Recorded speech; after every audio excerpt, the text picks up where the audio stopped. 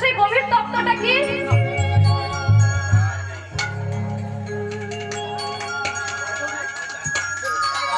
এই রাস গভীর তত্ত্বটা কি আগে বুঝতে হবে। র শব্দে হলো রাধা, স শব্দে হলো কৃষ্ণ। তাহলে র শব্দে যদি রাধা, স শব্দে কৃষ্ণ, তাহলে মাঝে আকারটা কি? মাঝে আকারটা কোথা থেকে এলো? এগুলো জানতে হবে।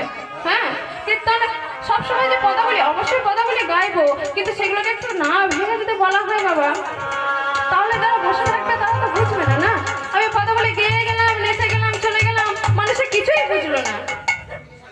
সেই কীর্তন কিন্তু কীর্তন করা নয় বাবা। মানুষকে বোঝাতে পারা, মানুষ কতটা বুঝতে পারছে সেটা আমাদেরকে দেখতে হবে। শুনছে, এই শুনছি না শুনছি তা করলে হবে না। তা র শব্দে রাধা, স শব্দে কৃষ্ণ, এই মাঝেরটা হলো আকার, আর এই আকারটা হলো মায়া। আকারটা হলো মায়া। এই রয়ে আকার, এই আকারটা যতক্ষণ না উঠে যাচ্ছে, রাস থেকে রস হচ্ছে না। মানে একদিকে ভক্ত, একদিকে ভগবান। তা আকারটা যদি থেকে যায়, রাস থেকে রস হচ্ছে না। এই মায়াটা মানে আকারটা যখন উঠে যাবে, রাস থেকে রস হবে, মানে ভক্ত আর ভগবানের মিলন হবে।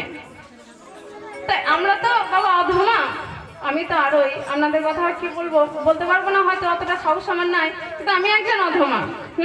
সব দিক থেকে। তাই অধমার পক্ষে তো আর মায়া সরানোর ক্ষমতা নাই বাবা। মায়াতে জর্জরিত হয়ে আছে, কিন্তু মায়া সরাতে পেরেছিল কারা জানেন? 6 জন বৈষ্ণব। তারা কে কে? না, সনাতন গোস্বামী, রূপ গোস্বামী, শিব গোস্বামী, রঘুনাথ ভট্ট, গোপাল ভট্ট, রঘুনাথ দাস গোস্বামী। এই 6 জন তারা এই পার্থিব জগতে, এই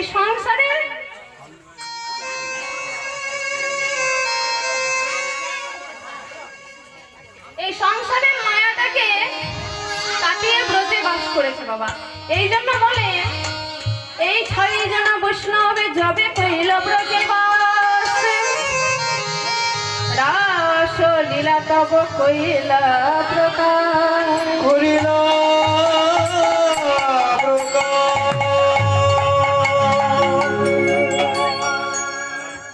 তাহলে এই জন্যই বললাম বাবা, বুঝতে হবে। না বুঝলে সে কীর্তন করলাম না করলাম করা হবে বাবা, তাতে ভালোও লাগবে না, আপনাদেরও ভালো লাগবে না। তাই এই যে রাসলীলা আমরা আস্বাদন করব, তার আগে একটি শ্লোক আমাদেরকে শুনতে হবে। কেন না, ব্যাসদেব শ্রীমদ্ ভাগবতে 10ম স্কন্ধে, হ্যাঁ 10ম স্কন্ধে একটা শ্লোক রচিত করে গেছে। সেই শ্লোকটা যদি আস্বাদন না করি বাবা, এই রাস শোনা মানে বৃথা। তো সেই শ্লোকটা কি? ভগবান হো পিতা রাত্রি, পিতারাত্রি,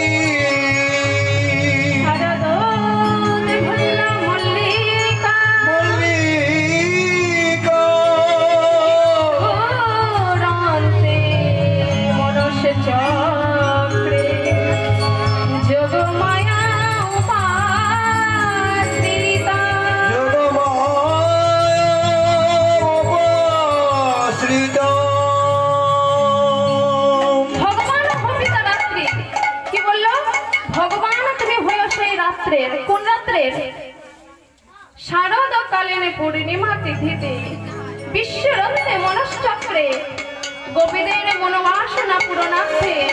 তবে একটা কথা বলি, এই ভক্ত আর ভগবানের মিলন হলে বাবা, ভগবানকে ভুলে যেতে হয় সে ভগবান, তা না হলে ভক্ত আর ভগবানের মিলন হয় না। আর এই ভোলানোর কাজটাই করে আমার যোগমায়া, এই জন্য বলেন যোগমায়া উপাশ্রিতা। তো যাই হোক, আপনারা একটু আগে যে কীর্তনিয়া লীলা পরিবেশন করলো শুনলেন, ফেরত কষ্ট। এবার কি হয়েছে না, সন্ধ্যাবেলায় গোবিন্দ আমার মানে প্রতিদিনই সকালবেলায় উঠে গোষ্ঠটা যায়, সেটা সবাই জানে, আর সন্ধ্যা হলে গৃহে ফেরে। এবার হয়েছে কি না, সন্ধ্যাবেলায় যখন গৃহে ফিরেছে, গোষ্ঠ হতে গৃহে যখন ফিরেছে, সেবা দিয়েছে। ক্ষীর সর ছানা নমনী সেবা দিয়ে পাথানিতে মানে চিলে কোঠায় শয়নে দিয়েছে।